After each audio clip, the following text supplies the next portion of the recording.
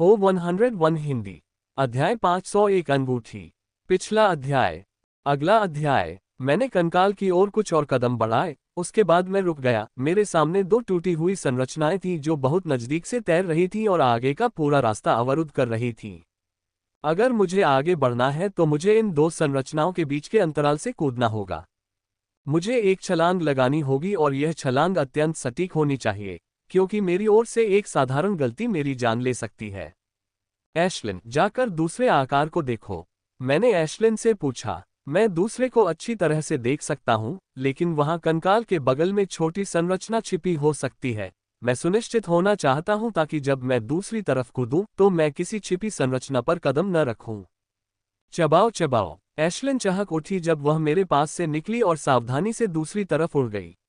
मैं और एशलिन एक दूसरे से जुड़े हुए थे, इसलिए मैं देख सकता था कि वह क्या देख रही है, लेकिन मैं ऐसा कम ही करता हूं क्योंकि मेरी और उसकी आंखों में थोड़ा बहुत अंतर होता है। मैंने अपनी आंखें बंद की और ध्यान केंद्रित किया और जल्द ही मेरी आंखों के सामने 320 डिग्री का दृश्य दिखाई दिया और यह मेरी आंखों से जो मैं देख सकता था उससे कहीं अधिक स्पष्ट था। मनुष्यों की तुलना में, जो 120 डिग्री के चाप में देख सकते हैं, अधिकांश पक्षियों की दृष्टि चाप 300 डिग्री से अधिक होती है और कुछ की तो 360 डिग्री तक की पूर्ण दृष्टि होती है। इस तरह से देखना काफी असहज था, लेकिन फिर भी मैंने ध्यान केंद्रित किया और फर्श के हर इंच को छिपी संरचना के लिए स्कैन किया और मैंने कुछ मिनटों तक जारी रखा और केवल तभी कनेक्शन तोड़ा जब मुझे विश्वास हो गया कि जिस स्थान पर मैं उतरने वाला हूं वहां कोई संरचना नहीं है। वापस आओ, एशलिन। मैंने एशलिन को वापस बुलाया। मैं उससे ज्यादा बाहर नहीं रहना चाहता था, वह मेरे अंदर ज्यादा सुरक्षित है। इस पर उसने मेरी तरफ कोई नजर नहीं डाली और जल्दी से मेरे अंदर आ गई। मैंने कुछ गहरी सांसें लीं और उन सभी अज्ञात परिदृश्यों के बारे में सोचा जो मेरे द्वारा अंतराल पर छलांग लगाने से पहले घटित हो सकते थे। मेरे पास आगे बढ़ने के लिए बहुत छोटा समय है और एक छोटी सी गलती से मेरी जान जा सकती है।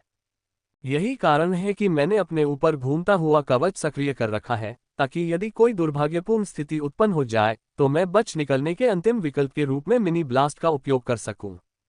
हालांकि मिनी ब्लास्ट मुझे किसी भी संरचना से सीधे टकराकर दूर कर सकता था, लेकिन यह महत्वपूर्ण नहीं है। महत्वपूर्ण यह है कि मेरे हाथ में एक और क्षण के लिए जीवन बचा रहे।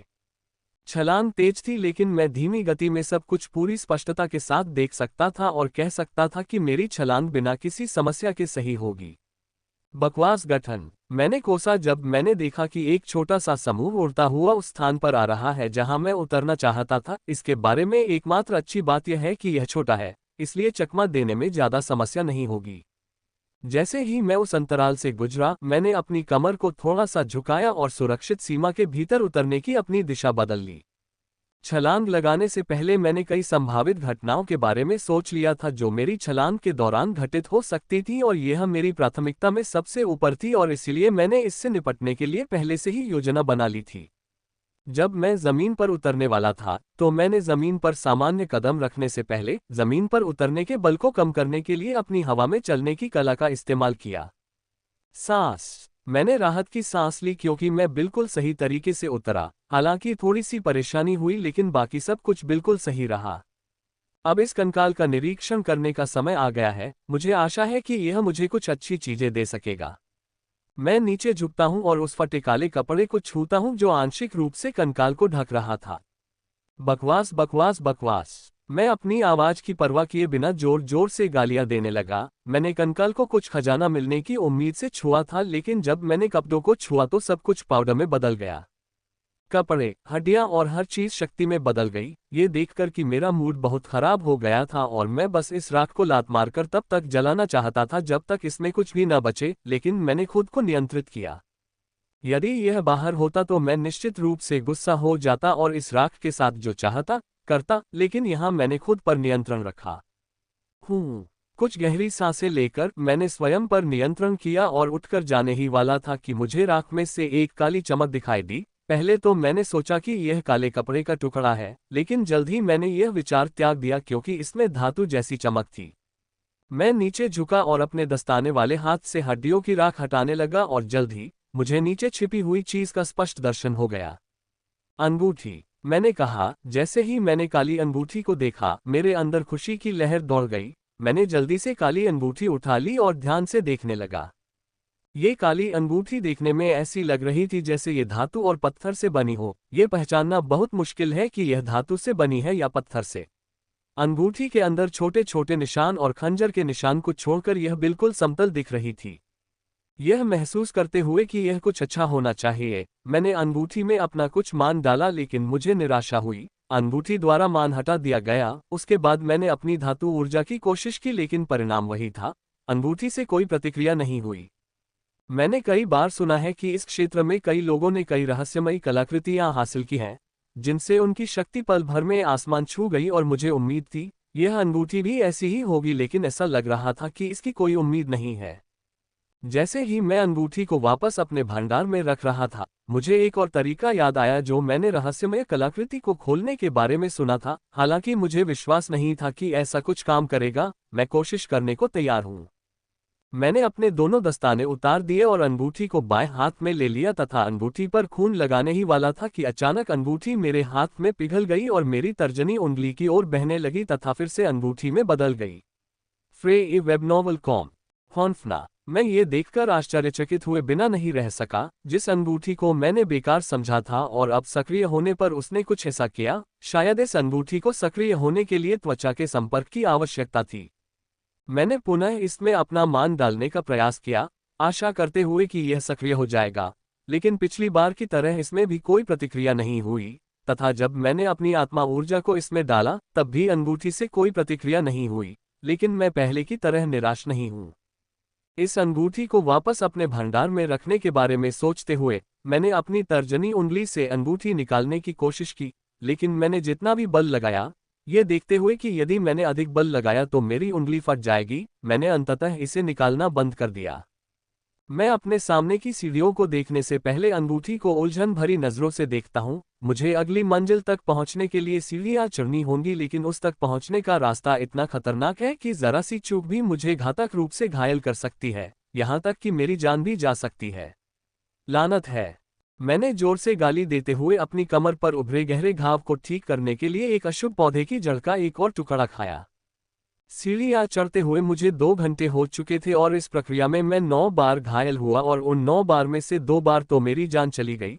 लेकिन यह इसके लायक था क्योंकि मैं आधी से अधिक सीढ़ियां चढ़ चुका था और अब बहुत कम सीढ़ियां बची थीं। जब तक मैं सीढ़ियां चढ़ता रहा, मैं शीर्ष मंजिल तक पहुंचने में सक्षम हो जाऊंगा जहां कीमती पौधे रखे हुए हैं। पहले तो मुझे यकीन नहीं हुआ, लेकिन वहां लगे चिन्हों को देखकर मैंने निष्कर्ष निकाला कि जब मैं उस दरार से गुजरा था तो मैं शीर्ष से नीचे की मंजिल में प्रवेश कर गया था। फाड़ना, ये चोट पहुंचाने वाला है, मैंने सोचा, क्योंकि मैंने लंबी छलांग लगाए और हवा में समरलैंड किया। जब मैं ऐसा कर रहा था तो एक टूटी हुई संरचना ने मेरी कमर और बांह को गहराई से काट दिया था, लेकिन मैंने हिम्मत नहीं हारी और बिना रास्ता बदले आगे बढ़ता रहा। कदम। अंततः जब मैं उतरने वाला था तो मैंने जमीन पर पैर रखने से पहले अपनी लैंडिंग को सुरक्षित बनाने के लिए हवा में चलने का कौशल सक्रिय कर लिया। उस अशुभ पौधे की जड़ का एक और टुकड़ा खाने से मुझे लगा कि मेरी चोटें तेजी से ठीक हो गईं। शेष सीढ़ियों को देखकर मैं राहत की सांस लेता हूं कि उन पर चलते समय मुझे इतनी खतरनाक छलांग नहीं लगानी पड़ेगी, क्योंकि यदि मैं संरचना से बचते हुए चलता रहा तो मैं कुछ चोटों के साथ ही शीर्ष मंजिल तक पहुंच सकता हूं। कुछ देर तक संरचनाओं का अवलोकन करने के बाद मैंने चलना शुरू किया। मेरे कदम धीमे और तेज दोनों थे, जैसा कि स्थिति की आवश्यकता थी, और मैं दरारों वाली संरचनाओं के जाल के बीच से चलता रहा। दरारों से भरी संरचनाओं के जाल से गुजरते हुए मुझे कभी कभी अपने शरीर को बहुत ही अस्वाभाविक कोणों पर हिलाना पड़ता था और कभी कभी मुझे छोटी छलांगें लगानी पड़ती थीं। ऐसा करते हुए मुझे कई चोटें आईं, जैसा कि मैंने सोचा था, लेकिन मैंने अपनी चोटों को ठीक करने के लिए उस कण को नहीं खाया, क्योंकि अभी भी कुछ सीढ़ियां चढ़नी बाकी थीं। आखिरकार मैंने बड़े दालान की ओर देखते हुए कहा, क्योंकि मैं अपने सभी घावों को ठीक करने के लिए अशुभ राक्षस कोर का कण खा रहा हूं, अगर कोई मुझे अभी देखे तो वह मेरे पूरे शरीर को सिर से लेकर पैर तक खून से लथपथ पाएगा। इनमें से कई चोटें हड्डियों तक गहरी हैं, जबकि मेरा बायां कान भी काफी गहराई तक लगभग पूरा कट गया है। मैं कह सकता हूं कि यदि मेरे पास अपनी चोटों को शीघ्र ठीक करने के लिए ये करना होते, तो यदि मैंने उपचार औषधि पी ली होती तो मुझे अपनी चोटों को ठीक करने के लिए कम से कम 1 घंटे तक प्रतीक्षा करनी पड़ती। ये दालान नीचे वाले दालान की तुलना में काफी खाली है, जिसमें 10 दरवाजे हैं, यहाँ केवल 3 हैं। 2 छोटे दरवाजे बाईं और दाईं ओर हैं, जबकि विशाल दरवाजा बीच में है। बीच का दरवाजा वह होना चाहिए जहां कीमती पौधे रखे हों तथा अन्य 2 दरवाजे भी कुछ महत्वपूर्ण सामान रखते होंगे क्योंकि वे सबसे ऊपरी मंजिल पर हैं। नीचे की मंजिल की तुलना में सबसे ऊपर की मंजिल पर बहुत कम टूटी हुई संरचनाएं थीं, लेकिन मैंने उन्हें कम आंकने की हिम्मत नहीं की क्योंकि उनमें से लगभग सभी में मुझे मौके पर ही मार डालने की शक्ति थी। 3 दरवाजों को देखते हुए मैं बाईं ओर वाले दरवाजे की ओर चला गया। मैंने पहले बाएं और दाएं दरवाजे की जांच की और फिर गलियारे के बीच में स्थित विशाल दरवाजे में प्रवेश किया।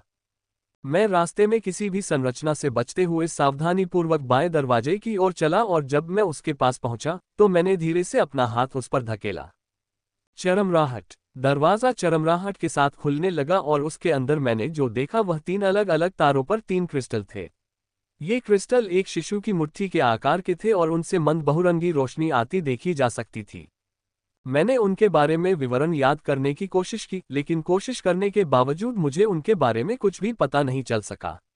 मैंने दस्तावेजों में पढ़ा है कि रिकॉर्ड में इस बहुरंगी क्रिस्टल का कोई उल्लेख नहीं है। मैं सावधानीपूर्वक उन 3 तारों के पास गया जहां क्रिस्टल रखे गए थे। ये क्रिस्टल बहुरंगी चमक के साथ हल्के से चमकने के अलावा कुछ खास नहीं लग रहे थे। मुझे उनके बारे में कुछ भी विशेष नहीं लगा। चूंकि वे यहाँ हैं, इसलिए वे महत्वपूर्ण ही होंगे, मैंने सोचा और स्टैंड पर रखे क्रिस्टल तक पहुंच गया। धप। जैसे ही मैंने क्रिस्टल को अपने हाथ में लिया, बिजली की तरह तेज दर्द मेरे अंदर से गुजरा। दर्द इतना तेज था कि मैं शरीर और आत्मा दोनों से लकवाग्रस्त हो गया और बेजान होकर जमीन पर गिर पड़ा। मैं उठना चाहता हूं लेकिन मैं उठ नहीं सकता क्योंकि जलन वाला दर्द अभी भी मुझ पर हमला कर रहा है और मेरे आश्चर्य की बात यह है कि यह हर सेकंड बढ़ रहा है और अगर यह बढ़ता रहा तो यह निश्चित रूप से मुझे बेहोश कर देगा, यहां तक कि मर भी सकता है। जैसे जैसे दर्द बढ़ता गया, मुझे लगा कि किसी कारणवश मेरा दिमाग भ्रमित हो रहा है। मेरी सोच इतनी धीमी हो गई है कि साधारण विचारों को भी पूरी तरह से आकार लेने में कुछ सेकंड लग रहे हैं। लेकिन ये तो बस शुरुआत थी, मैं और भी धीमी हो गई। क्या मैं सब्जी बन रहा हूं? यह मेरा आखिरी विचार था, इससे पहले कि मैं पूरी तरह उलझन में पड़ जाऊं और सरल विचार बनाने में असमर्थ हो जाऊं। मुझे नहीं मालूम कि जमीन पर लेटे हुए कितना समय बीत गया था, लेकिन अचानक दर्द बंद हो गया और मेरा दिमाग उलझन से मुक्त होने लगा और मैंने फिर से विचार बनाने शुरू कर दिए। ज्ञान सार क्रिस्टल। मैंने मन ही मन चिल्लाया जब मैंने अपने हाथ की ओर देखा जहां ज्ञान क्रिस्टल था, लेकिन अब वह गायब हो गया है क्योंकि इसमें निहित सारा ज्ञान मेरे सिर के अंदर स्थानांतरित हो गया है। ये ज्ञान विदेशी नहीं लगता, ऐसा लगता है जैसे मैंने इसे बचपन से सीखा है, यह मेरा हिस्सा बन गया है। सार्वभौमिक भाषा। मैंने मन ही मन कहा, क्रिस्टल से मुझे सार्वभौमिक भाषा नामक भाषा का ज्ञान प्राप्त हुआ है और यह हमारी दुनिया में बोली जाने वाली भाषा से सैकड़ों, यहाँ तक कि हजारों गुना जटिल है। मैं ये ज्ञान पाकर बहुत खुश हूँ क्योंकि इसकी मदद से मुझे किसी भी चीज का अनुवाद करने के लिए अपने होमिंग ब्रेसलेट का इस्तेमाल नहीं करना पड़ेगा। यह कोई बड़ी बात नहीं लगती लेकिन है जरूर। होमिंग ब्रेसलेट अच्छा है लेकिन इसमें एक खामी है क्योंकि इसका उपयोग जासूसी के लिए किया जाता है। हालांकि गिल्ड और एडवेंचरर्स पैराडाइज इसका जोरदार खंडन करते हैं, लेकिन हर कोई जानता है कि यह सच है। कई बार कुछ लोगों को खंडहरों से कुछ कीमती चीजें प्राप्त हुई हैं। गिल्ड और एडवेंचरर्स पैराडाइज हमेशा इसे खरीदने के लिए मौजूद थे और अगर कोई इनकार करता है तो वे उसे जबरदस्ती उस चीज को बेचने के लिए मजबूर करते थे। मैंने बिना कुछ बोले काली पट्टी हटा ली और अपने होनिंग उपकरण को ढक लिया। अब सभी जासूसी सेंसर अवरुद्ध हो गए हैं, सिवाय एक के जो घर लौटने के लिए होनिंग के लिए उपयोग किया जाता है। यह एक ब्लैक मार्केट उत्पाद है लेकिन यह विश्वसनीय है। न केवल मेरे औपचारिक टीम लीडर बल्कि जुड़वा रहस्यमय भाई ने भी इसकी असली होने की गारंटी दी है, इसलिए मेरी पूरी टीम ने इसे एक साथ लाया था। अब से मुझे जो भी मिलेगा वह केवल मुझे ही पता होगा, किसी और को नहीं। अपने होमिंग बैंड पर काली पट्टी लगाने के बाद मैंने अपने सामने पड़े 2 ज्ञानसार क्रिस्टलों को देखा। पहले नॉलेज एसेंस क्रिस्टल को पूरी तरह से पचाने में मुझे 6 घंटे लगे और मैं मान सकता हूं कि इन क्रिस्टलों को भी लगभग इतना ही समय लगेगा। अगर मैं इन 2 क्रिस्टल को बेच दूं तो मैं कल्पना से परे धन कमा सकता हूं। गिल्ड और एडवेंचरर्स पैराडाइज इनके बदले में मेरी हर इच्छा पूरी करेंगे। ये क्रिस्टल किसी दूसरी दुनिया के ज्ञान का प्रतिनिधित्व करते थे और मध्य महाद्वीपों के कई विशेषज्ञ इनके लिए अपनी पूरी ताकत लगाने को तैयार थे।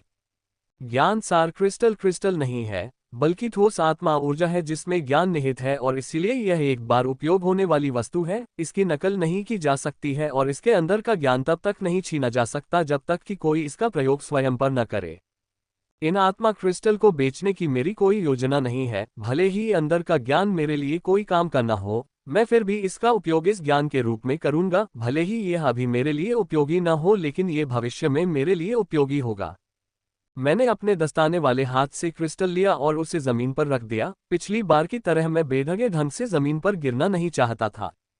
जमीन पर लेटने के बाद मैंने अपने दस्ताने वाले हाथ से क्रिस्टल को अपने नंगे हाथ में ले लिया और अगले ही पल मुझ पर आत्मा को कुचलने वाले दर्द का हमला हुआ। लेकिन इस दर्द का अनुभव करते हुए मैं पिछली बार की तरह घबराया नहीं, बल्कि मैंने इस दर्द को उत्साह से सहन किया। कुछ समय बाद मुझे लगा कि मेरी विचार प्रक्रिया धीमी पड़ गई है और यह किसी भी बुद्धिमान प्राणी के लिए दर्द से भी अधिक पीड़ादायक प्रक्रिया है। ये हमारे विचार ही हैं जो हमें दर्शाते हैं, लेकिन यदि इन विचारों को हमसे अलग कर दिया जाए तो हम एक नासमझ जानवर के अलावा और कुछ नहीं रह जाएंगे जो अपनी सहज प्रवृत्ति के अनुसार कार्य करता है। यह एक भयावह अनुभूति है और यदि क्रिस्टल पर मेरा नियंत्रण होता तो मैं इसे तुरंत रोक देता, जो कि अच्छी बात है कि ऐसा नहीं है। मेरे विचार धीमे धीमे होते चले गए और मेरे दिमाग में कोई विचार नहीं रह गया। मैं बस एक नासमझ जानवर की तरह जमीन पर लेटा रहा और कुछ नहीं सोच रहा था। मुझे नहीं पता कि कितना समय बीत गया, क्योंकि विचार मेरे दिमाग में फिर से बनने लगे और 1 मिनट के भीतर उन्होंने अपनी सामान्य गति प्राप्त कर ली। वनस्पति निर्देशिका। मुझे जो ज्ञान मिला है वो अनमोल पौधों के बारे में है। मैंने सभी अनमोल पौधों का ज्ञान प्राप्त कर लिया है। अब मुझे न केवल प्रत्येक अनमोल पौधे का नाम पता है, बल्कि मैं उसके बारे में विस्तृत जानकारी भी जानता हूं और यह भी कि उसका क्या उपयोग है।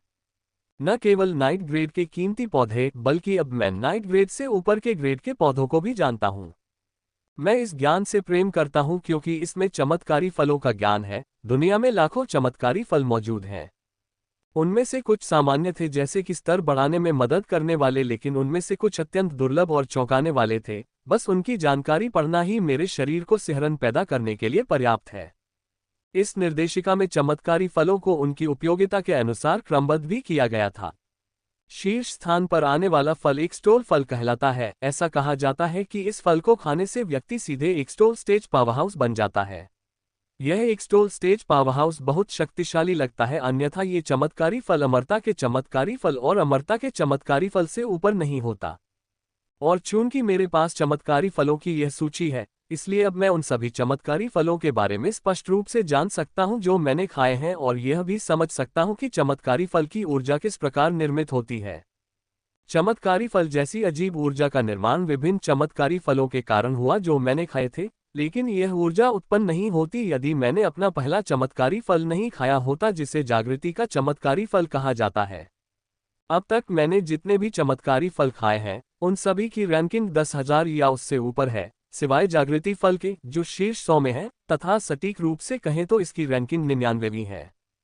इस फल के कई उपयोग हैं, लेकिन इसका मुख्य उपयोग व्यक्ति के अंदर मौजूद उपहार को जगाना है। हर जीवित प्राणी के पास एक उपहार होता है। वे इसके साथ पैदा होते हैं, लेकिन मुश्किल से ही कोई अपने उपहार को जगा पाता है। इस फल को खाने से मुझे लगा कि मेरी प्रतिभा जागृत हो गई है, लेकिन मजेदार बात यह है कि मैं इतना कमजोर हूं कि मैं इसका इस्तेमाल भी नहीं कर सकता, यहां तक कि मुझे ये भी नहीं पता कि मेरी प्रतिभा क्या है। अगर मैं अपनी दुनिया का सबसे शक्तिशाली व्यक्ति भी बन जाऊं, तो भी मैं अपनी प्रतिभा का इस्तेमाल करने में बहुत कमजोर रहूंगा। केवल जब मैं अपनी दुनिया की सीमा को तोड़ दूंगा तभी मैं जागृति के चमत्कारी फल को खाकर अपने अंदर जागृत हुए उपहार को जान और उपयोग कर पाऊंगा। जब मैं इस बारे में सोचता हूं तो मुझे हंसने का मन करता है। मैंने पूरी दुनिया में सबसे कीमती चमत्कारी फलों में से एक खाया था, लेकिन मैं उससे प्राप्त शक्ति का उपयोग करने के लिए बहुत कमजोर हूं। मैंने अपना सिर हिलाया और उस चमत्कारी फल के बारे में सोचा जो हमें कुछ दिन पहले मिला था, जिसकी रखवाली एक राक्षस कर रहा था। उस चमत्कारी फल की रैंक कुछ खास नहीं है क्योंकि यह 5000 से ऊपर है, लेकिन यह फल एशलिन के लिए बेहद उपयुक्त होगा। लेकिन वर्तमान में हम चमत्कारी फल को वापस पाने की स्थिति में नहीं हैं। ये तो बताने की जरूरत नहीं कि फल बगीचे के बाहर है। फल की रखवाली करने वाला राक्षस बहुत शक्तिशाली है। मेरी वर्तमान क्षमता के साथ वह मुझे अपने पंजों से आसानी से कुचल सकता है और मेरे पास उसका विरोध करने की कोई क्षमता नहीं है। चमत्कारी फल ऊर्जा कैसे प्रकट हुई, इस पर वापस आते हुए, ये बहुत सरल है। जब मैंने जागृति फल खाया तो इसकी कुछ ऊर्जा मेरे शरीर में रह गई थी, इसलिए जब मैंने बॉडी क्लींजिंग तकनीक का प्रयोग किया तो यह अन्य चमत्कारी फलों की ऊर्जाओं के साथ विलीन हो गई और इस प्रकार निर्माण हुआ। freewebnovel_com ये पूरी तरह से संयोग है कि यह चमत्कार फल की एक अन्य ऊर्जा के रूप में बनाया गया है, या यह अंतर है या मैं शरीर की सफाई तकनीक का प्रदर्शन नहीं कर रहा था, ऐसी ऊर्जा का उत्पादन नहीं हुआ होगा। यही कारण है कि मैंने कहा कि चमत्कार फल ऊर्जा का निर्माण पूरी तरह से संयोग था। ऐसा संयोग वास्तव में घटित होता है, लेकिन मुझे खुशी है कि ऐसा संयोग हुआ, अन्यथा मुझे चमत्कार के रूप में कार्य करने वाली चमत्कारी फल ऊर्जा प्राप्त नहीं होती। जब तक इसमें पर्याप्त ऊर्जा है, यह मेरी उन्नति में बाधा डालने वाले किसी भी दरवाजे को ध्वस्त कर देगा। मैं इस ऊर्जा को पाने के लिए बहुत भाग्यशाली हूं, क्योंकि इसके बिना मैं अधिकतम साजन स्तर पर होता और उन सफल तरीकों का उपयोग करता जो किसी की क्षमता के लिए हानिकारक हैं। मैं इस ज्ञान को पाकर थोड़ा निराश हूं, क्योंकि मुझे किसी रहस्यमय तकनीक या विधि की आशा थी जो मेरी शक्ति को तुरंत बढ़ा दे, जिससे मुझे 4 दिन पहले जैसी निराशाजनक स्थिति में न फंसने में मदद मिल सके। चमत्कारी फल के रोमांचक विचारों से खुद को शांत करते हुए, मैंने आखिरी नॉलेज एसेंस क्रिस्टल को देखा, लेकिन इसका उपयोग करने से पहले मुझे रात का खाना बनाना होगा, अन्यथा एशलिन मुझे उस नॉलेज एसेंस क्रिस्टल का उपयोग नहीं करने देगी। मुझे इस कमरे में आए 13 घंटे हो चुके थे और एशलिन को बहुत भूख लग रही है। मुझे उसे ज्यादा इंतजार नहीं करवाना चाहिए, अन्यथा उसे बहुत अधिक कीमत चुकानी पड़ेगी। रात का खाना पकाने और खाने के बाद मैंने आखिरी नॉलेज एसेंस क्रिस्टल का उपयोग करने के बजाय सोने का फैसला किया। मैं काफी थका हुआ महसूस कर रहा हूं, क्योंकि मैंने बॉडी क्लींजिंग टेक्निक और सुप्रीम कॉम्बैट एक्सरसाइज का अभ्यास छोड़ने का फैसला किया था। 2 ज्ञान सार क्रिस्टल का उपयोग करना मेरी सीमा है। यदि मैंने तीसरे क्रिस्टल का उपयोग किया तो मेरा सिर, जो अब थोड़ा भिनभिना रहा है, वह पूरी तरह से फट जाएगा। इसलिए यह बेहतर है कि मैं इसका उपयोग सुबह में करूं, जब मैं तरोताजा महसूस कर रहा हूं। जब मैं सुबह उठा तो मुझे बहुत अच्छा महसूस हुआ। मेरे सिर में कोई घबराहट नहीं थी, मन में कोई थकान नहीं थी जो मुझे पिछली रात महसूस हुई थी। तरोताजा होने के बाद मैंने कल का बचा हुआ खाना खाया और पेट भर जाने तक खाया, और जब परिचित गर्मी मेरे शरीर में फैलने लगी तो मैंने शरीर को साफ करने वाला व्यायाम करना शुरू कर दिया।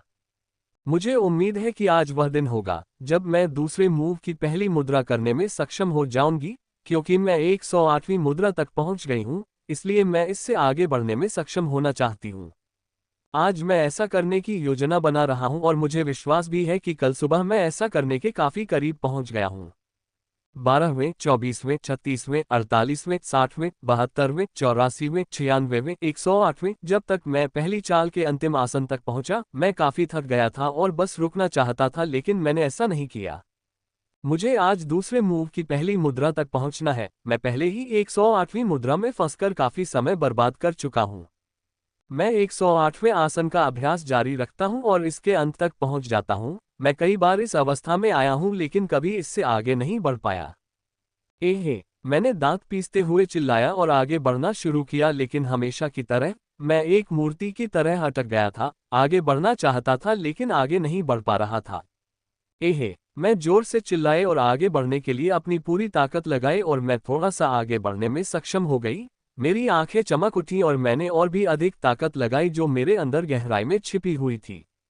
अंततः मैं दूसरे मूव की पहली मुद्रा तक पहुंचने में सफल रही और मैंने तुरंत ही अपने अंदर परिवर्तन महसूस किया। मेरे अंदर का तापमान और दमन बढ़ गया था और छुपी हुई ऊर्जाएं भी बाहर आ गई थीं। मैं देख सकता हूं कि जो ऊर्जाएं एक आजाद पक्षी की तरह घूम रही थीं, वे थोड़ी धीमी हो गई थीं, जिससे चमत्कारी फल की ऊर्जा को थोड़ी मदद मिली और उसने बिना किसी स्तर पर बदलाव के अपने सामने आने वाली हर ऊर्जा को तेजी से खाना शुरू कर दिया। मैंने तब भी प्रदर्शन जारी रखा था जब चमत्कारी फल की ऊर्जा ने सभी ऊर्जाओं को खा लिया था, और अब वह हर पल मेरे अंदर से बाहर आने वाली ऊर्जाओं को खा रही है। बस 1 मिनट और। मैंने सोचा कि जैसे जैसे मैं प्रदर्शन करता रहा, मैं दूसरे मूव की पहली मुद्रा तक पहुंच गया हूं, लेकिन मैंने इसे पूरी तरह से किया है। पूरी तरह से प्रदर्शन करने के बाद ही मुझे छोड़ना चाहिए, अन्यथा दूसरे मूव तक पहुंचना निरर्थक होगा। धप, मैं अंततः दूसरे मूव की पहली मुद्रा के अंत तक पहुंच गया और छोड़ दिया। अगले ही पल मैं जोर से फर्श पर गिर गया। कुछ मिनट बाद मैं उठकर अपने निवास के छोटे से शावर में चला गया और औषधीय ऊर्जा पर अचंभित हो गया। चाहे मैं इसे जितनी बार भी देखूं, मैं औषधीय ऊर्जा पर आश्चर्यचकित हुए बिना नहीं रह सकता, क्योंकि मैं शरीर शुद्धिकरण तकनीक का प्रयोग करने के 10 मिनट बाद ही उठने में सक्षम था।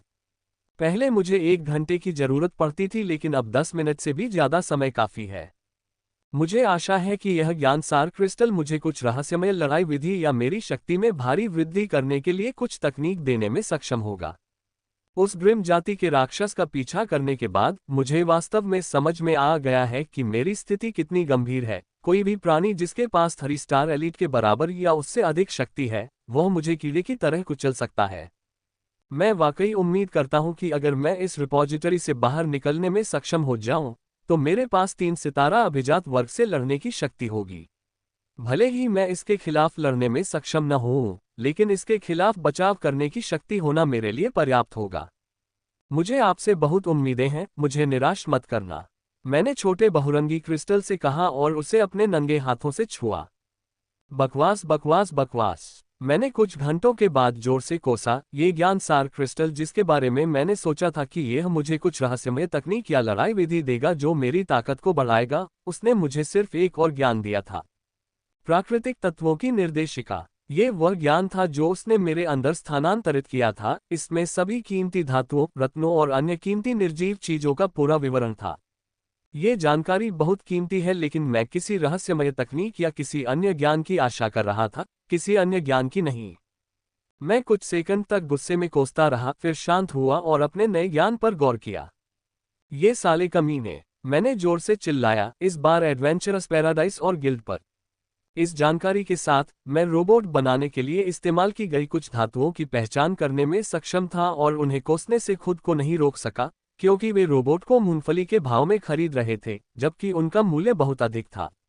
ऊर्जा भी बहुत उच्च श्रेणी की है, लेकिन वे इसके लिए जो कीमत दे रहे हैं वह बहुत कम है। लेकिन मुझे पता है कि मैं इसके बारे में ज्यादा कुछ नहीं कर सकता, भले ही मुझे इसके बारे में पता हो। वे सब कुछ नियंत्रित करते हैं, इसलिए यदि मुझे उन्हें ऊंचे दाम पर बेचना है तो मुझे उन्हें मध्य महाद्वीप पर बेचना होगा। केवल वहीं मुझे उचित मूल्य मिलने का मौका मिलेगा।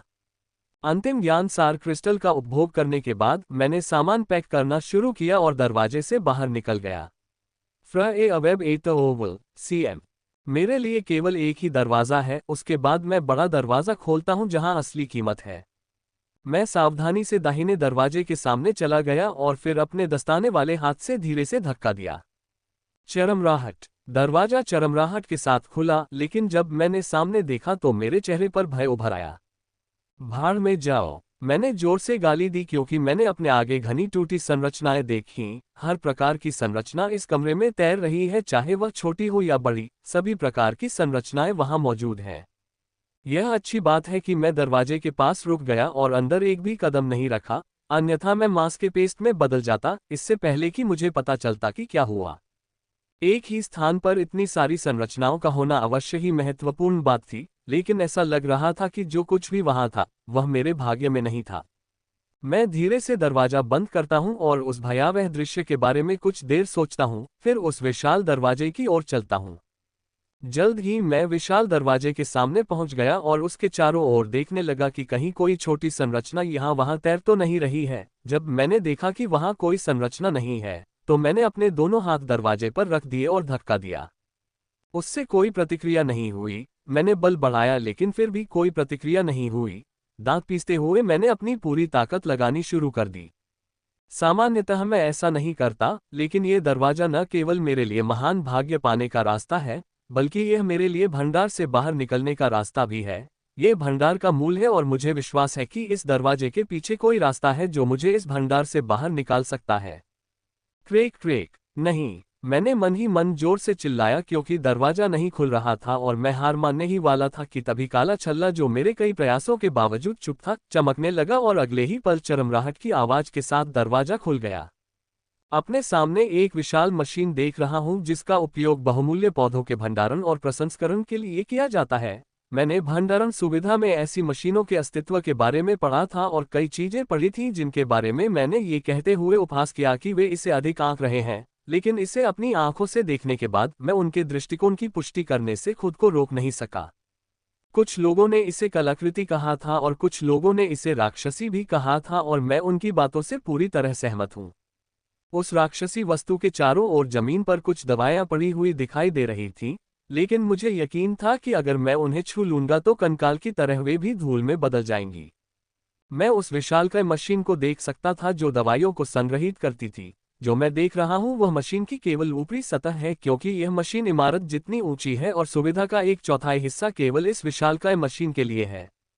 मशीन के आकार को देखकर अंदाजा लगाया जा सकता है कि अपने समय में इसमें कितने कीमती पौधे रखे जाते थे। ये संख्या बहुत बड़ी होगी। भले ही ये दवाइयां नाइट ग्रेड की हों, लेकिन इनकी मात्रा ही इस अपार संपत्ति के बराबर होगी। मैं लालची नहीं हूं। यदि मुझे इस सुविधा का 0.01% भी मिल जाए तो मैं संतुष्ट हो जाऊंगा, लेकिन मैं जानता हूं कि यह असंभव है। ये सुविधा सैकड़ों वर्षों से क्षतिग्रस्त और अकार्यात्मक है। बहुत कम कीमती या सभी पौधे धूल में बदले बिना इतने समय तक जीवित रह सकते हैं। फिर भी मुझे इस मशीन से कुछ मूल्यवान वस्तु प्राप्त होने की पूरी उम्मीद है। मैं सावधानी से अंदर कदम रखता हूं, लेकिन दरारों से कुछ दूरी पर जाने की हिम्मत नहीं जुटा पाता। जैसे ही मैं आगे बढ़ा, मेरा पैर कई दबावों पर पड़ गया और जैसा कि मैंने सोचा था, वे राख में बदल गईं और बहुत हल्की औषधीय गंध छोड़ गईं। जल्द ही मैं उस विशाल मशीन के पास पहुंच गया और मुझे कहना होगा कि यह सचमुच विशाल है। यह अब तक देखी गई सबसे बड़ी मशीन है और जो मैं देख रहा हूं वह इसका एक छोटा सा हिस्सा मात्र है। अब मुझे इस राक्षसी के अंदर प्रवेश करना होगा, ये देखने के लिए कि इसमें कोई जड़ी बूटी बची है या नहीं। ये काफी थकाऊ होगा और काफी समय लेने वाला होगा, लेकिन अगर मुझे कुछ भी प्राप्त करना है तो मुझे इस राक्षसी के अंदर प्रवेश करना होगा। मशीनों में कई अंतराल हैं, लेकिन मुझे सबसे अच्छा अंतराल ढूंढना होगा। यह अच्छी बात है कि मेरे पास इस मशीन का नक्शा है, अन्यथा मशीन के माध्यम से खोजना बहुत मुश्किल हो जाता।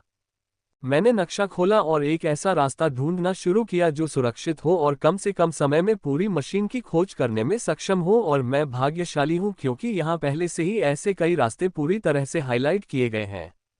अब मुझे बस मानचित्र का अनुसरण करना है और मैं आसानी से इसके हर कोने की खोज कर सकता हूं, बशर्ते कि मैं किसी तरह से टूटने वाली संरचनाओं और मशीन के भागों से बच सकूं।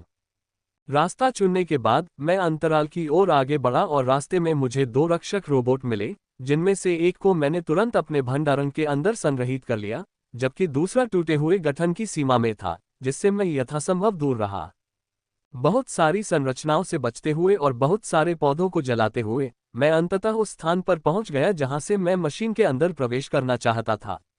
ये देखने के बाद कि अंतराल के आसपास कोई संरचना नहीं है, मैंने मशीन के अंदर कदम रखा। इस मशीन के अंदर कुल 72 सुविधाएं थीं, जिनमें से 65 भंडारण सुविधाएं थीं, जबकि अन्य 7 अलग अलग सुविधाएं थीं, जैसे पृथक्करण कक्ष, जहां मशीन में प्रवेश करने वाले सभी कीमती पौधों को अलग कर दिया जाता था और उनके लिए उपयुक्त भंडारण सुविधा में भेज दिया जाता था।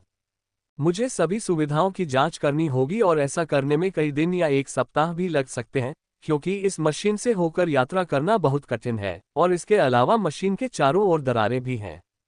मशीन में प्रवेश करने के बाद मैं पहली भंडारण सुविधा की ओर चला गया। यह एक ऐसी सुविधा है जहां ठंड के कारण पौधों को संग्रहित किया जाता था। मुझे उम्मीद है कि कुछ पौधे अपनी ठंडी प्रकृति के कारण बच गए होंगे। मशीन में कुछ स्थानों पर जगह काफी बड़ी है और कुछ स्थानों पर संकरी है। कुछ संकरी जगहों में तो मुझे खुद को पूरी तरह से सिकुड़कर गुजरना पड़ता है। यह अच्छी बात है कि एशलिन छोटी है, वह दूसरी तरफ किसी भी टूटी हुई संरचना का रास्ता साफ कर सकती है। कई बार मुझे अपनी दिशा बदलनी पड़ी क्योंकि एशलिन को वहां एक टूटी हुई संरचना पड़ी मिली। न केवल संरचना का खतरा है, बल्कि गिरने का भी खतरा है, क्योंकि मैं विभिन्न धातु की बीम, बोल्ट और कुछ अन्य चीजों पर चल रहा हूं और कभी कभी मुझे गुजरने के लिए कूदना और सिकुड़ना भी पड़ता है। यह मशीन प्रतिभागियों के अंदर प्रवेश करने के लिए नहीं बनाई गई है। ये हमारे छोटे आकार के कारण था कि हम मशीन के अंदर प्रवेश करने में सक्षम थे। अगर यह ग्रिम रेस राक्षस मेरे स्थान पर होता तो उनके लंबे और बड़े शरीर के साथ वे निश्चित रूप से इस मशीन में प्रवेश करने के 5 मिनट के भीतर फंस गए होते।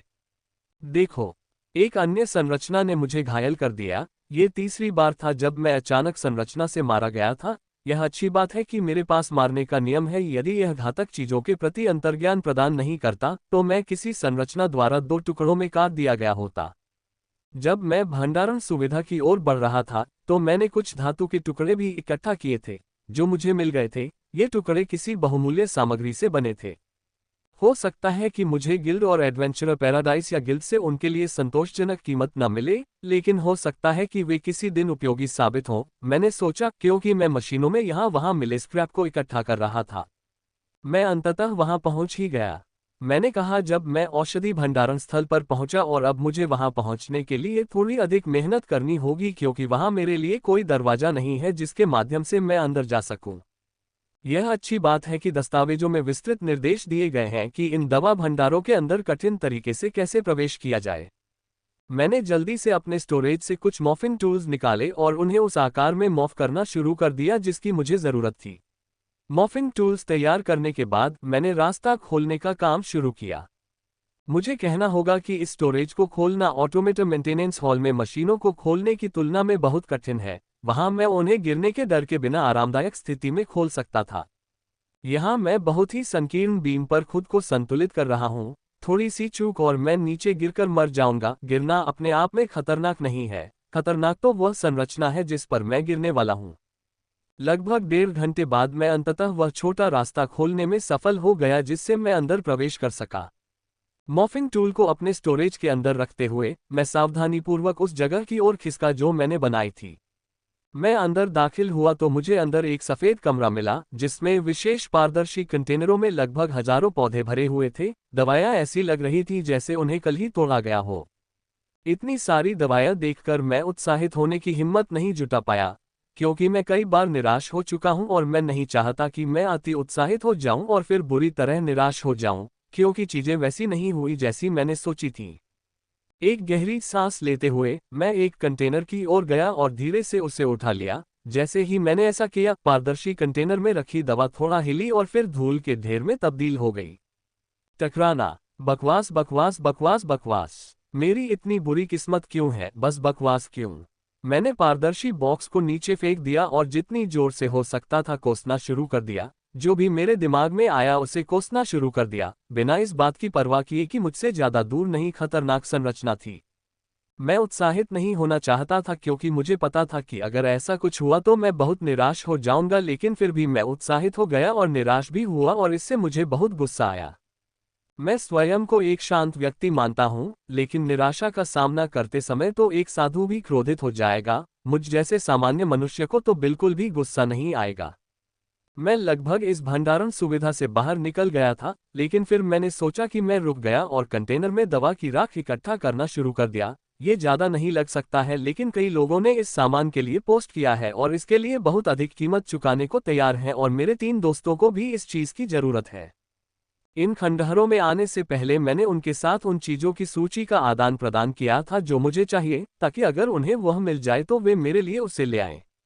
मैंने जुड़वा बच्चों और जिम के साथ सूची का आदान प्रदान किया था, जो अपनी चौकी से इस खंडहर में भी आए थे। उन्होंने अपनी सूचियों में इस पौधे की धूल को शामिल किया। जिम को इसकी जरूरत थी क्योंकि इसकी जरूरत उसके कीमिया प्रयोगों के लिए थी। और सोफिया और रैना की माँ एक हर्बलिस्ट है और उन्हें मिट्टी को उपजाऊ बनाने के लिए बहुत सारी दवाइयों की धूल चाहिए थी। इसलिए मैंने इस औषधीय धूल को पैक करने के लिए अपना थोड़ा समय देने का फैसला किया। मैंने ये सामान 3 कंटेनरों में पैक किया, एक जिम के लिए, एक जुड़वा बच्चों के लिए और अंतिम अपने लिए।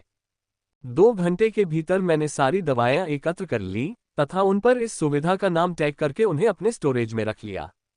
इस सुविधा से बाहर निकलने के बाद मैं दूसरी सुविधा की ओर बढ़ा जो इस सुविधा के बगल में है, लेकिन फिर भी मुझे वहां पहुंचने में 15 मिनट लग गए और अंदर का रास्ता खोलने में 1 घंटा लग गया। जब मैं फिर से निराश हो गया तो मैंने पुनः धूल को अलग अलग कंटेनरों में संग्रहित किया और फिर उन्हें भंडारण में वापस रखने से पहले टैग किया। इस तरह 7 दिन बीत गए।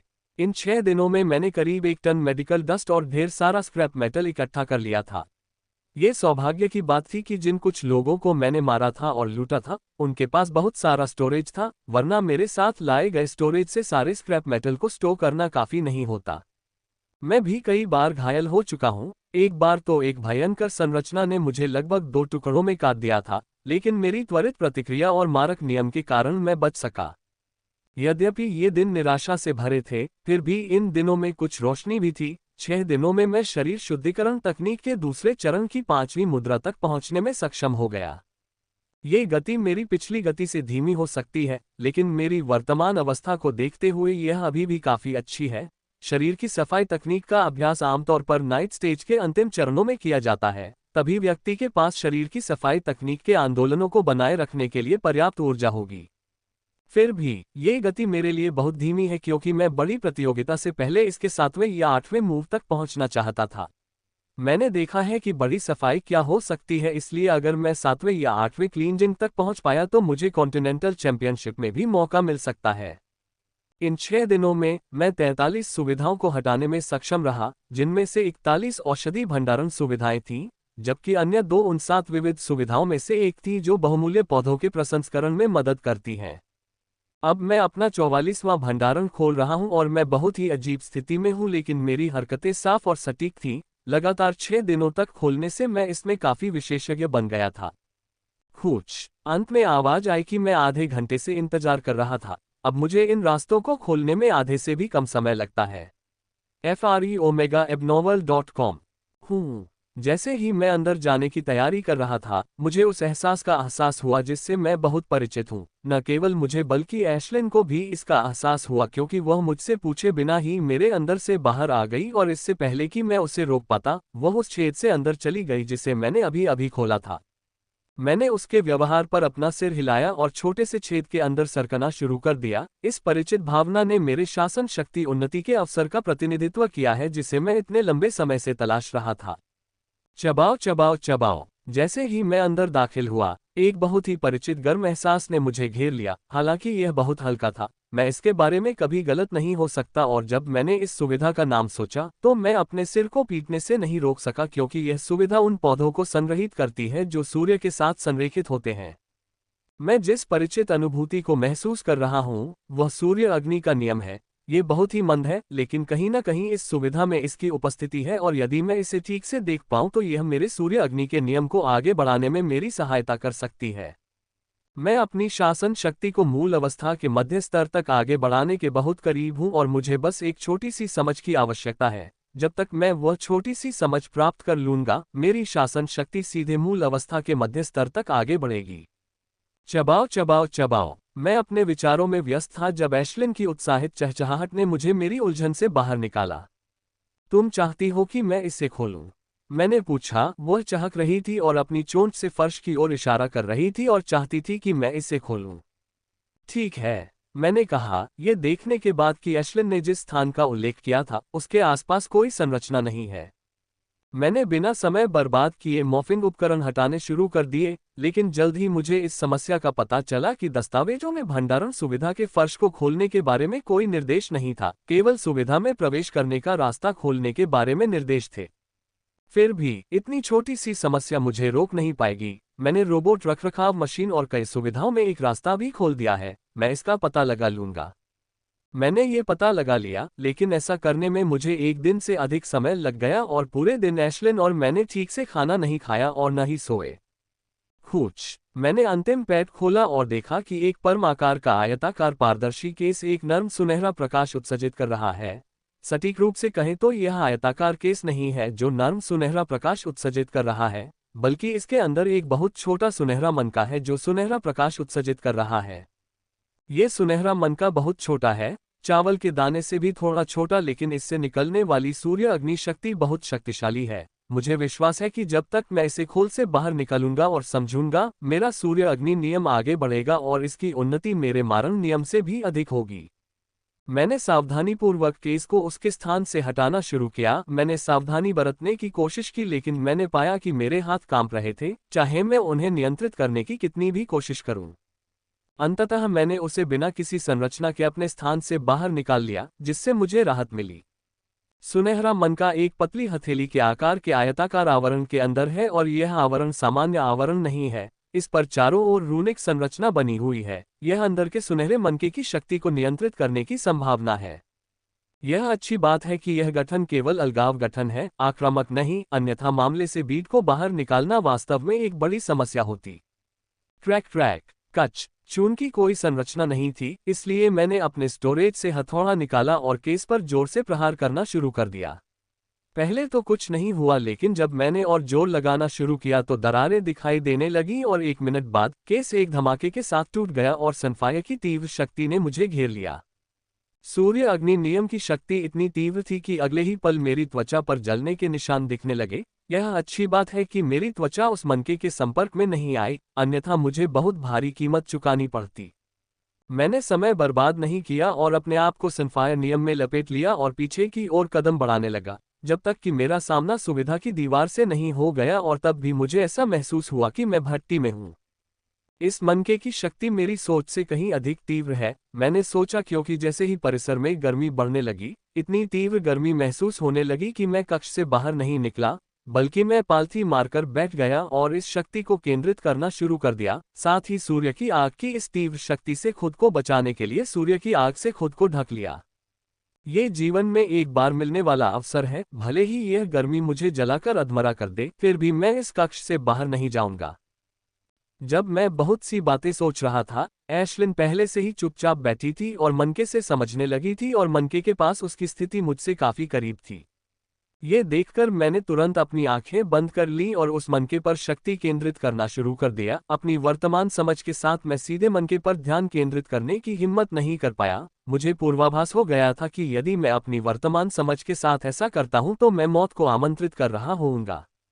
अपनी आंखें बंद करके मैं सूर्य अग्नि द्वारा उत्सर्जित शक्ति पर ध्यान केंद्रित करता हूं तथा उस अंतिम समझ को खोजता हूं जिसकी मुझे अपने सूर्य अग्नि नियम को मूल चरण के मध्य स्तर तक आगे बढ़ाने के लिए आवश्यकता है। जैसे जैसे मैं एकाग्र होता गया, मेरे दिमाग में कई नई समझ बनने लगी, जो अब तक मेरे पास मौजूद समझ के भंडार में जुड़ती गईं, लेकिन ये छोटा सा संपीड़न पर्याप्त नहीं था। मुझे उस बड़ी समझ की आवश्यकता है जो मेरी समझ में आए अंतर को महसूस कर सके। कुछ मिनट बीते थे जब मैंने ऐशलिन में परिचित तीव्र उतार चढ़ाव महसूस किया और जाना कि उसकी समझ बुनियादी स्तर के मध्य स्तर तक पहुंच गई थी। ये देखकर मैं थोड़ा हैरान हुआ। मैंने पहले ही अनुमान लगा लिया था कि वह पहले से ही सनफायर नियम को समझ लेगी और मुझ पर भी इसका प्रभाव पड़ा, इसलिए ये स्पष्ट है कि वह पहले समझ जाएगी क्योंकि वह नियम से अधिक परिचित है।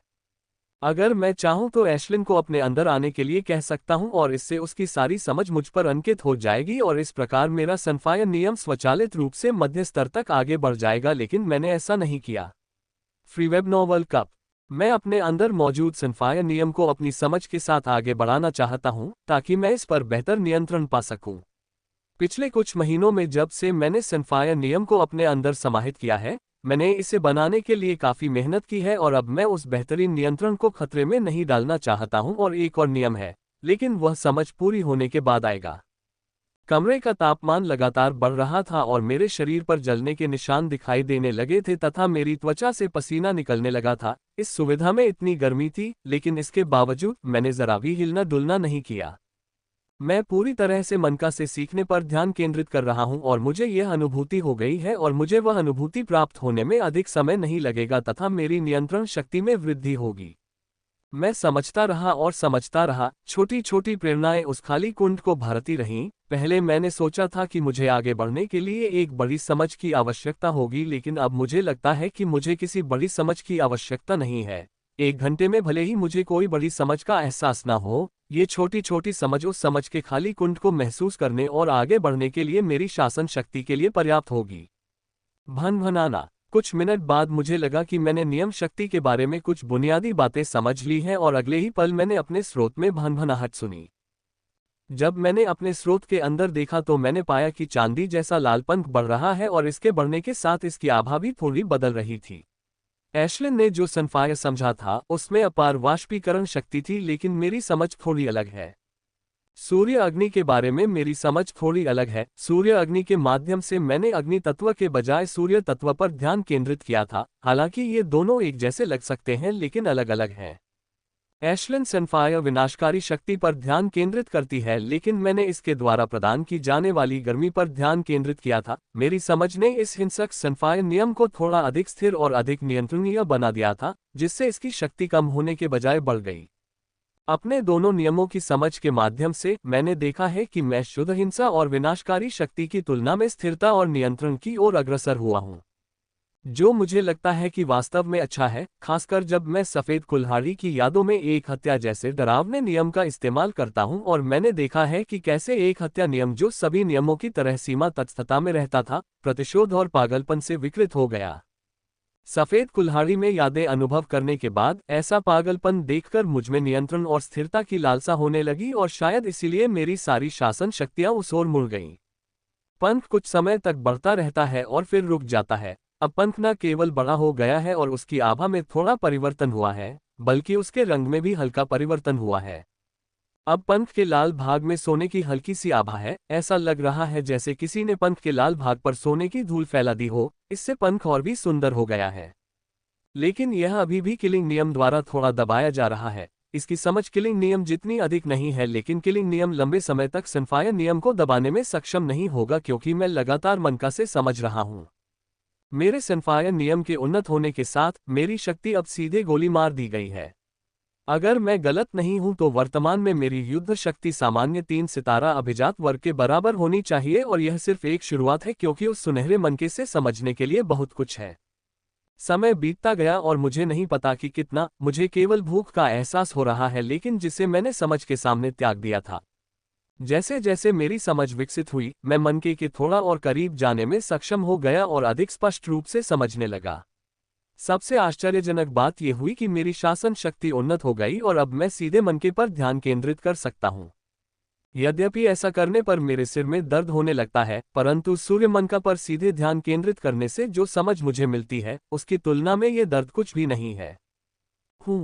समय थोड़ा बीता और मुझे कुछ एहसास हुआ। मुझे लगा कि मनके की शक्ति कम हो रही है और यह कम होती जा रही है। जो तापमान इतना गर्म हो गया था कि सामान्य व्यक्ति को जलाकर राख कर सकता था, अब वह इतना गर्म हो गया था कि एक सामान्य व्यक्ति भी उसे सहन कर सकता था, और यह सब कुछ ही सेकंड में हुआ। यह परिवर्तन बहुत चौंकाने वाला है। मैंने सोचा था कि इस मनके को समझने के लिए मेरे पास कम से कम कुछ दिन तो होंगे ही। मैं कम से कम मध्य अवस्था तक पहुंचना चाहता था, लेकिन जिस गति से मनका अपनी शक्ति खो रहा है उसे देखते हुए मुझे नहीं लगता कि मेरे पास कुछ मिनट भी होंगे। जितने दिन मैंने उम्मीद की थी, वह तो दूर की बात है। ये कहना झूठ होगा कि मैं इससे निराश नहीं हूं, लेकिन मैं ज्यादा दुखी भी नहीं हूं, क्योंकि मैं अभी भी बहुत खुश हूं कि मेरी शासन शक्ति आगे बढ़ने में सक्षम है और अब मेरे पास 3 सितारा अभिजात वर्ग के बराबर शक्ति है, जिसका मैंने हमेशा सपना देखा था। अगर वह 3 सितारा ग्रिम रेस राक्षस अभी मेरा पीछा करता तो मुझे उससे सीधे लड़ने का पूरा भरोसा होता। मैं उसे हरा तो नहीं सकता, लेकिन मैं उसके खिलाफ बराबरी से लड़ने के लिए पर्याप्त आश्वस्त हूं। मैं सही था, क्योंकि मुश्किल से 1 मिनट बाद ही मनके की शक्ति पूरी तरह से गायब हो गई और उसके साथ ही मनका भी गायब हो गया। वह मनका या तो स्वाभाविक रूप से पैदा हुआ नियम खजाना था, या महान शक्ति वाले किसी व्यक्ति ने नियम शक्ति के मूल ग्रेड को मजबूत किया था। ऐसा करने के लिए नियम शक्ति और असामान्य नियंत्रण की एक शक्तिशाली समझ की आवश्यकता होती है। मुझे पूरा यकीन है कि वह मनका मूल श्रेणी की शक्ति उत्सर्जित कर रहा था, न कि उच्च श्रेणी की। भनभनाना। मैं इस बात पर विचार कर रहा था कि सूर्य अग्नि मनका इतनी जल्दी क्यों गायब हो जाता है। तभी एशलिन मेरे अंदर आए और मेरे स्रोत के अंदर परिवर्तन होने लगा। सनफायर नियम की जो समझ हम दोनों ने प्राप्त की थी, वह अब विलीन होने लगी है और सनफायर नियम में परिवर्तन हो रहा है, और इसका आभामंडल बढ़ने के साथ ही इसमें परिवर्तन होना अच्छा है। आभा बढ़ती जा रही है, कभी यह हिंसक होती है और कभी यह स्थिर होती है, लेकिन जैसे जैसे समय बीतता है, दोनों आभाएं हिंसक और स्थिर दोनों गुणों के साथ विलीन हो जाती हैं। और अब मेरे स्रोत में स्थिति उलट गई थी। जो हत्या नियम सूर्य अग्नि नियम को दबाता था, अब सूर्य अग्नि नियम द्वारा दबा दिया गया था। हॉन्फना। जब मैंने सूर्य अग्नि नियम की शक्ति का उत्सर्जन महसूस किया तो मैं आश्चर्यचकित रह गया। इसकी शक्ति अब बेसिक स्टेज के मध्य स्तर तक पहुंच गई थी, और ऐसी शक्ति के साथ अब मेरे पास सामान्य 3 स्टार अभिजात वर्ग पर पूरी तरह से हावी होने और उसे मारने की ताकत थी। FEWebnovel.com। मैंने सोचा था कि जब दोनों की समझ को मिला दिया जाएगा तो मेरी शक्ति बढ़ जाएगी, लेकिन मुझे उम्मीद नहीं थी कि यह इतना बढ़ जाएगा। ये बस आश्चर्यजनक है। चबाओ चबाओ। मैं अभी अपना सनफायर नियम जांच ही रहा था कि एशलिन मेरे पास आए और जोर जोर से चहकने लगी। उसने मुझसे कहा कि मैं उसके लिए रात का खाना बना दूं, क्योंकि उसे बहुत भूख लगी है। मैं उसके व्यवहार को देखकर हंस पड़ी और बिना किसी देरी के खाना बनाने लगी, क्योंकि मुझे न केवल भूख लगी थी, बल्कि मैं बहुत थकी हुई भी थी और मुझे नींद भी आ रही थी। अगर मेरे अंदर भूख नहीं बढ़ती तो मैं सीधे सो जाती। मैंने 40-50 मिनट में खाना बना लिया और हमने तब तक खाया जब तक हमारा पेट भर नहीं गया। अगली सुबह जब मैं उठा तो मुझे एक ताजगी भरी अनुभूति हुई और मैं बस चिल्लाना चाहता था।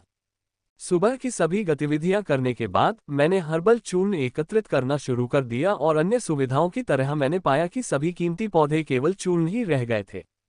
मैंने संयंत्र की सारी धूल एकत्र करने के बाद वहां से निकलकर दूसरे संयंत्र की ओर प्रस्थान किया। रास्ते में मैं अचानक रुका और मशीन की दीवार पर दरार की ओर देखने लगा।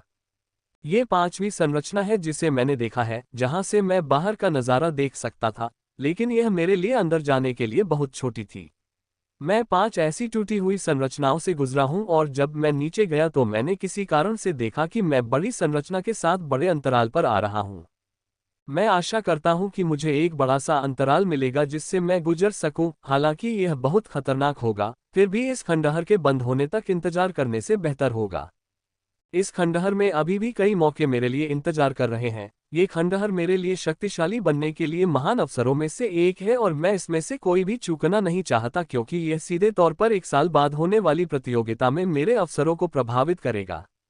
इस टूटी संरचना को देखकर मैंने औषधीय धूल इकट्ठा करने के लिए अगली सुविधा की ओर बढ़ना शुरू कर दिया और आशा व्यक्त की कि मैं उन अवसरों तक पहुंच सकूं जो मेरी ताकत बढ़ाएंगे। इस तरह 4 दिन बीत गए। इन 4 दिनों में मैंने कई सुविधाओं से धूल एकत्र की और कई टूटी हुई संरचनाओं को नोट किया, जिनमें से 2 इतनी बड़ी थीं कि मैं उनके बीच से गुजर सकता था। अब मैं मशीन के बिल्कुल निचले हिस्से पर हूं और मेरे लिए केवल 3 सुविधाएं ही बची हैं। एक भंडारण सुविधा है, दूसरी छँटाई सुविधा है और अंतिम सार सुविधा है। भंडारण सुविधा पौधों को संग्रहित करने के लिए है, जबकि छँटाई सुविधा पौधों को छांटने और फिर उन्हें संबंधित स्थान पर स्थानांतरित करने के लिए है, और अंतिम सुविधा सार सुविधा है, जिससे मुझे कुछ प्राप्त होने की सबसे अधिक उम्मीद है। जैसा कि इसके नाम से पता चलता है, एसेंस सुविधा का उपयोग पौधों से सार निकालने के लिए किया जाता है और यह सबसे बड़ी सुविधाओं में से एक है। पौधे अपनी उम्र के अनुसार बूढ़े हो जाते हैं और खराब हो जाते हैं। सार सुविधा यह है कि जल्द ही समाप्त होने वाले फलों का सार निकालकर उन्हें संरक्षित किया जाए। इसीलिए मैंने कहा था कि इसकी पूरी संभावना है कि मुझे कुछ उपयोगी मिल जाएगा, क्योंकि विशेष रूप से तेल की अधिक मात्रा वाले फलों का सार विशेष रूप से संरक्षित किए बिना भी लंबे समय तक बना रहता है। खूच। मैंने आखिरी स्टोरेज सुविधा का रास्ता खोला और अंदर गया और वही पाया जिसकी मुझे उम्मीद थी। इसमें कोई आश्चर्य की बात नहीं है। मैंने जल्दी से विशेषज्ञता के साथ धूल को इकट्ठा किया और सुविधा छोड़ दी। अब मेरे पास खोलने के लिए सिर्फ 2 ही सुविधाएं बची थीं और वो हैं सॉर्टिंग सुविधा और एसेंस सुविधा। मैंने सबसे पहले सॉर्टिंग सुविधा को चुना क्योंकि मैं सबसे अच्छी सुविधा को आखिर में छोड़ना चाहता हूं। मैं सार सुविधा के बारे में बहुत आशान्वित हूं और यह सिर्फ मेरी अपनी भावना नहीं है, बल्कि रिकॉर्ड से भी पता चलता है। साथ ही कुछ लोग जो भंडारण सुविधा में प्रवेश करने में सक्षम थे, उन्होंने हमेशा सार सुविधा में कुछ न कुछ पाया। अब सिर्फ 2 सुविधाएं बची हैं, सॉर्टिंग सुविधा और एसेंस सुविधा। मैं सबसे पहले सॉर्टिंग सुविधा और फिर एसेंस सुविधा खोलूंगा। मैं सॉर्टिंग सुविधा की ओर बढ़ा और आधे घंटे बाद मैं वहां पहुंच गया। बिना समय बर्बाद किए मैंने खुद को बहुत ही असुविधाजनक स्थिति में रखते हुए सुविधा को खोलना शुरू कर दिया। अब तक मैंने जितनी भी सुविधाएं खोली हैं, उनमें से बहुत कम ने मुझे उन्हें आरामदायक तरीके से खोलने का मौका दिया था, क्योंकि मैंने जितनी भी सुविधाएं खोली थीं, उनमें से अधिकांश को मुझे बहुत असुविधाजनक स्थिति में खोलना पड़ा था। एक बार मुझे उस सुविधा को खोलते समय खुद को सहारा देने के लिए अपनी टांगों को पतली बीम पर रखना पड़ा। ये वास्तव में असुविधाजनक और खतरनाक था। अगर मेरी पकड़ ढीली होती तो मैं सीधे नीचे घिस रही टूटी हुई संरचना पर गिर जाता। ये छँटाई सुविधा खोलना सबसे कठिन सुविधाओं में से एक है। मैंने कई सुविधाएं खोली हैं, लेकिन बहुत कम इस सुविधा जितनी कठिन थी। समय बीतता गया और मैं स्थिर और सतर्क गति से पे आउट खोलता रहा। मुझे जल्दबाजी करने की हिम्मत नहीं हुई। 3 दिन पहले जल्दबाजी के कारण मेरी जान लगभग चली गई थी। खूच। मुझे सॉर्टिंग सुविधा में रास्ता खोलने में 3 घंटे से अधिक का समय लगा, लेकिन अंततः मैंने ऐसा कर लिया और अब मैं अपने लेबल का फल खाऊंगा। लानत है। मैं धीरे धीरे उस रास्ते पर आगे बढ़ा जिसे मैंने खोला था, लेकिन जब मैं आधे रास्ते पर पहुंचा तो अचानक रुक गया क्योंकि मैंने विपरीत दिशा में कुछ बहुत ही चौंकाने वाली चीज देखी। पूरी छँटाई सुविधा अस्त व्यस्त है, हल्की दवा की गंध आ रही है, कमरे में सब कुछ धूल से ढका हुआ है और वहां एक विशालकाय संरचना है जो सुविधा के विपरीत है, जो भयावह उपस्थिति का आभास दे रही है। लेकिन मैं इस पर ध्यान केंद्रित नहीं कर रहा हूं, बल्कि उस संरचना के अंदर मौजूद बड़े अंतराल पर ध्यान केंद्रित कर रहा हूं। अंतराल बहुत बड़ा है और मैं इसके माध्यम से बाहर के दृश्य भी देख सकता हूं। ये देखकर मैं बहुत खुश हुआ, लेकिन जल्द ही संयत हो गया, क्योंकि न केवल इस संरचना को पार करना खतरनाक होगा, बल्कि उस संरचना तक पहुंचने से पहले मुझे हमारे बीच की कई संरचनाओं को पार करना होगा। ये संरचनाएं बहुत खतरनाक हैं, यहाँ तक कि तुरंत मौत का कारण भी बन सकती हैं। लेकिन खतरों को जानने के बावजूद मेरे मन में इस संरचना से गुजरने के विचार आने लगे। ये संरचना खतरे से भरी हो सकती है, लेकिन इससे मुझे बाहर निकलने का सबसे ज्यादा मौका मिलता है क्योंकि मैंने जो पहले संरचना चुनी थी उसमें 1 मीटर से भी कम चौड़ी दरार थी। मुझे इससे बाहर निकलने के लिए गोता लगाना पड़ता, लेकिन इस संरचना में 2 मीटर लंबी दरार है और यह काफी चौड़ी भी है, जिससे मैं आसानी से बाहर निकल सकता हूँ। मैंने छँटाई सुविधा में प्रवेश नहीं किया क्योंकि यह पूरी सुविधा बड़ी और छोटी संरचनाओं से भरी हुई थी। मैं वापस लौटने की तैयारी ही कर रहा था कि तभी मुझे कुछ ऐसा दिखाई दिया जिसने मुझे रोक दिया। ये छँटाई सुविधा है और इसमें 50 से अधिक पारदर्शी पाइप जैसी चीजें हैं जो छांटे गए पौधों को उनके स्थान तक ले जाती हैं, लेकिन मैंने देखा कि इनमें से आधे से अधिक पाइप एकल नोड से जुड़े हुए हैं और यदि मैं गलत नहीं हूं तो यह विशाल नोड एसेंस सुविधा की ओर जाता है। ऐसा लगता है कि जब मशीन चालू थी तब किसी कारणवश सिस्टम में खराबी आ गई थी, अन्यथा ये सभी पाइपों को एक ही सुविधा से नहीं जोड़ पाती। मैं छँटाई सुविधा के अंदर नहीं गया था, लेकिन मैंने अपनी होलोवॉच के साथ सब कुछ रिकॉर्ड कर लिया था ताकि मैं बाद में योजना बना सकूं। सावधानी से मैं अंतराल से पीछे खिसक गया। मिनट में मैं अंतराल से बाहर निकला और छँटाई सुविधा का खुला प्रक्षेपण किया जिसे मैंने अपने होलोवॉच में रिकॉर्ड किया था। वास्तव में बहुत सारी संरचनाएं हैं, मैंने सॉर्टिंग सुविधा के रिकॉर्ड किए गए प्रक्षेपण को देखते हुए कहा। जैसे जैसे मैं संरचनाओं को देखता रहा, उनके इर्द गिर्द चल रही योजना मेरे दिमाग में आकार लेने लगी। वहां बहुत सारी संरचनाएं हो सकती हैं, लेकिन यदि मैं सावधान रहूं तो मैं उनमें से अधिकांश से बच सकता हूं। मुझे उस बड़े अंतराल तक पहुंचने से पहले केवल कुछ संरचनाओं से गुजरना होगा। मैं अचानक होलोवॉच बंद कर देता हूं, अभी योजना बनाने का समय नहीं है। मुझे पहले एसेंस सुविधा खोलनी है, उसके बाद ही जाने की योजना बनानी है। उस विचार के साथ मैं सार सुविधा की ओर बढ़ गया और जब मैं वहां पहुंचा तो मैंने वहां जाने का रास्ता खोलना शुरू कर दिया। भगवान का शुक्र है कि एसेंस सुविधा में प्रवेश का रास्ता सरल है, अगर यह सॉर्टिंग सुविधा की तरह जटिल होता तो मैं उत्साह में मर जाता। मैंने अपनी सारी आशाएं एसेंस सुविधा पर लगा रखी हैं। मुझे आशा है कि मुझे इसके अंदर कुछ मूल्यवान चीज मिलेगी। कच समय बहुत धीमी गति से बीत रहा था। कई बार मैंने दरवाजा खोलने की प्रक्रिया को तेज करना चाहा, लेकिन मैं सतर्क रहा और जल्दबाजी नहीं की और अब 40-50 मिनट के बाद मैंने अंततः अंदर का रास्ता खोल दिया है। अपनी उत्तेजना को मुश्किल से नियंत्रित करते हुए मैंने अपने द्वारा बनाए गए छेद में सरकना शुरू किया और जैसे ही मैं आधे रास्ते तक पहुंची, विभिन्न प्रकार की गंधों के मिश्रण ने मुझ पर हमला कर दिया। हालांकि ये गंधें गहरी नहीं थीं, लेकिन बहुत हल्की भी नहीं थीं।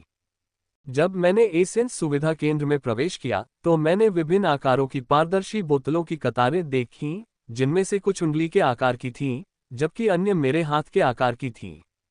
बोतलों के अंदर विभिन्न रंगों की धूल देखी जा सकती थी और अब मेरी नज़र उस बोतल पर पड़ती थी जिसके अंदर तरल पदार्थ था। उन बोतलों को देखकर मेरी आंखें असाधारण रूप से तेज हो गई हैं।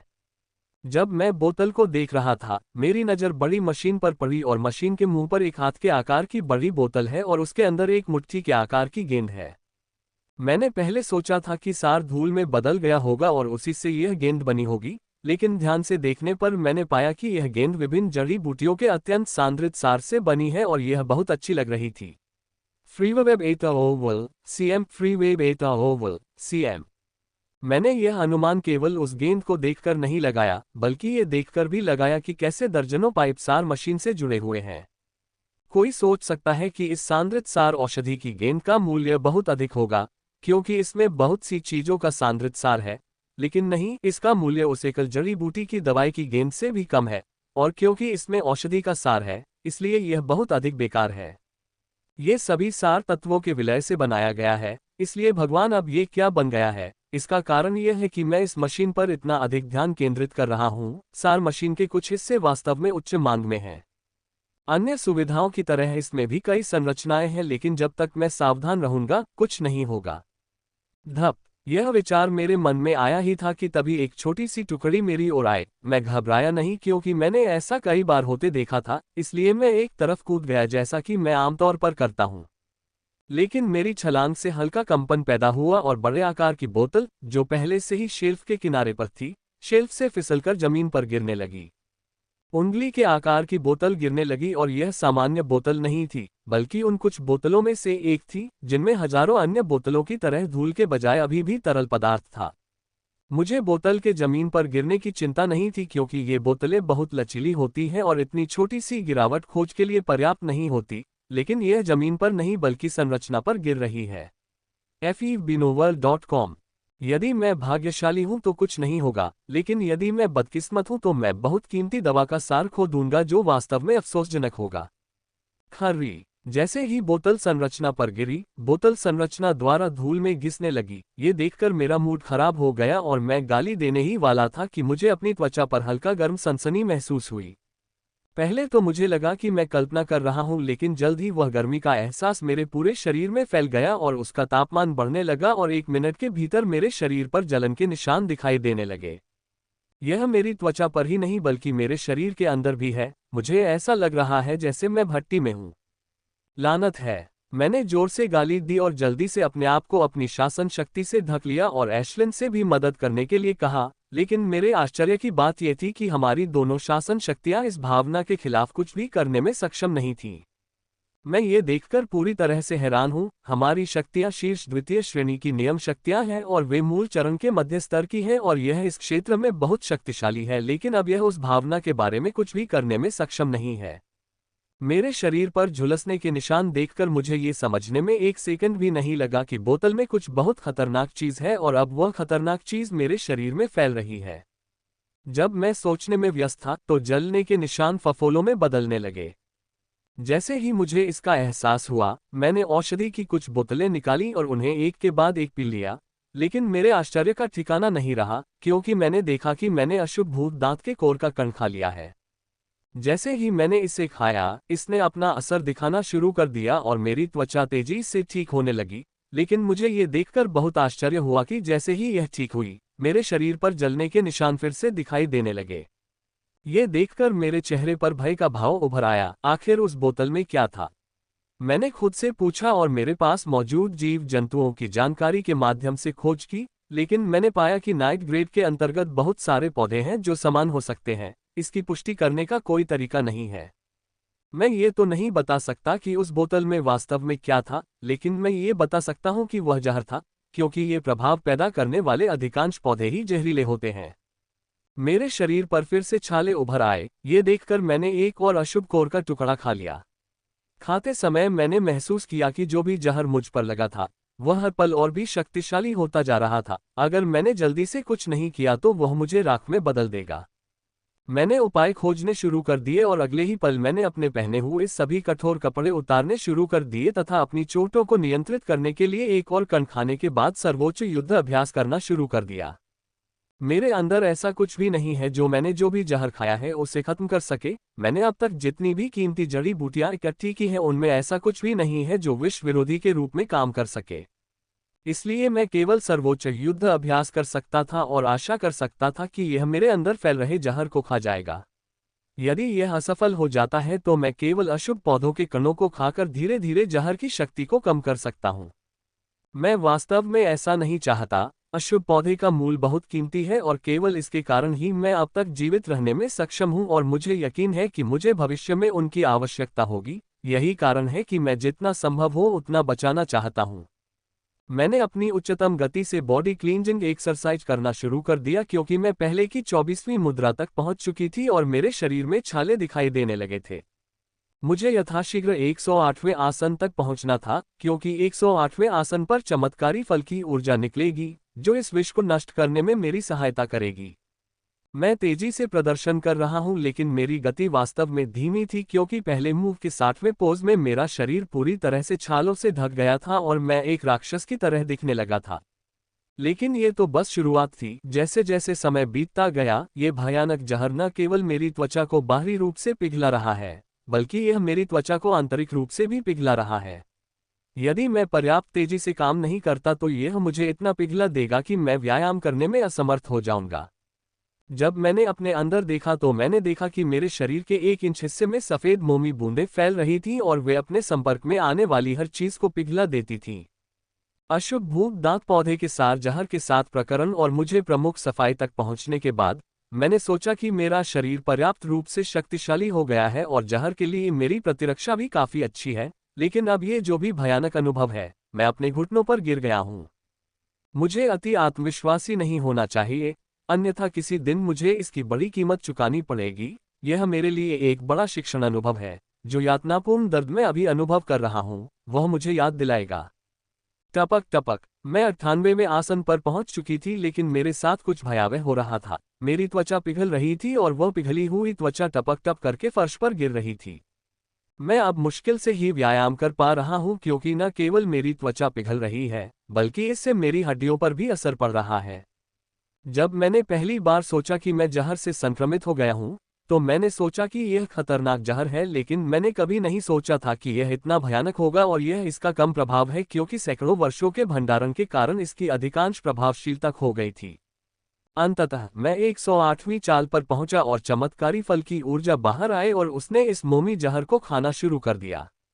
भगवान का शुक्र है कि मैं पहले चरण के अंत तक समय पर पहुंच सका। यदि मैं 1 मिनट भी देर से पहुंचता तो मेरे लिए बहुत देर हो जाती। फिलहाल मेरी हालत मुश्किल से स्थिर है, लेकिन अगर मैं शरीर को साफ करने के व्यायाम में थोड़ी भी धीमी हो जाऊं तो जहर को मेरी हड्डियों को पिघलाने में 1 मिनट भी नहीं लगेगा। मैं दूसरे कदम की पहली मुद्रा में पहुंच गया और मेरे अंदर की सफेद मोमी बूंदें थोड़ी दब गईं, जिससे अंततः चमत्कारी फल की ऊर्जा को मदद मिली, क्योंकि उसने उन्हें अधिक तेजी से खाना शुरू कर दिया था। लेकिन मैं अभी भी मोमी बूंदों में प्रतिरोध देख सकता था। इससे पहले कि मैं इसे इतना नियंत्रित कर सकूं कि चमत्कारी फल की ऊर्जा इसे खा सके, मुझे कई और मुद्राएं करने की आवश्यकता होगी। 2, 3, 4, 5, 6, 7, 8। मैं 8वें आसन पर पहुंच गई थी। ये वही आसन है जिसमें मैं सुबह पहुंची थी, लेकिन ये देखकर कि ये मोमी बूंदें कितनी सक्रिय हैं और कितनी शक्तिशाली हो रही हैं, मुझे पता है कि 8वां आसन पर्याप्त नहीं है। इसीलिए मैंने बहुत अधिक थकावट महसूस करने के बावजूद प्रदर्शन जारी रखा, क्योंकि मैं जानता था कि अगर मैंने ऐसा करना बंद कर दिया होता तो ये मोमी कण कुछ ही मिनटों में मांस में बदल जाते। 9वीं 10वीं। जैसे ही मैं 10वें पोज में पहुंची, कुछ ऐसा हुआ जिसने मुझे पूरी तरह से आश्चर्यचकित कर दिया। मैंने 32वीं मुहर बनाना शुरू कर दिया था। जब से मैं इस खंडहर में आया था, सर्वोच्च युद्ध अभ्यास में प्रगति स्थिर हो गई थी, लेकिन अब सर्वोच्च युद्ध अभ्यास जो मेरे पास प्रसारित पृष्ठभूमि थी, वह 32वीं मुहर बनाने में सक्षम थी। यद्यपि इससे मुझे ज्यादा उन्नति नहीं मिलेगी, फिर भी यह अच्छा है। विशेषकर सूक्ष्म आत्मिक ऊर्जा, इससे मुझे थोड़ी मदद मिलेगी। सील बनने से बॉडी क्लींजिंग तकनीक में मेरी गति धीमी नहीं हुई और अंततः मैं दूसरे चरण की 12वीं मुद्रा करने में सक्षम हो गया और मेरे शरीर ने मामूली सफाई की प्रक्रिया शुरू कर दी। इस समय मोमी बूंदें स्पष्ट रूप से दब गई हैं, लेकिन वे अभी भी मेरे शरीर को नुकसान पहुंचाने की कोशिश कर रही हैं, जबकि चमत्कारी फल की ऊर्जा उन्हें पूरी तरह से खाने की कोशिश कर रही है। धप। मैंने आसन करना जारी रखा, अपनी सारी ऊर्जा बाहर निकाली और अंततः शरीर शुद्धिकरण व्यायाम की 15वीं मुद्रा पर पहुंचा। तभी चमत्कारी फल की ऊर्जा ने मेरे शरीर की सारी मोमी बूंदों को खा लिया। ये देखकर मैंने अंततः सब कुछ छोड़ दिया और धड़ाम से जमीन पर गिर पड़ा।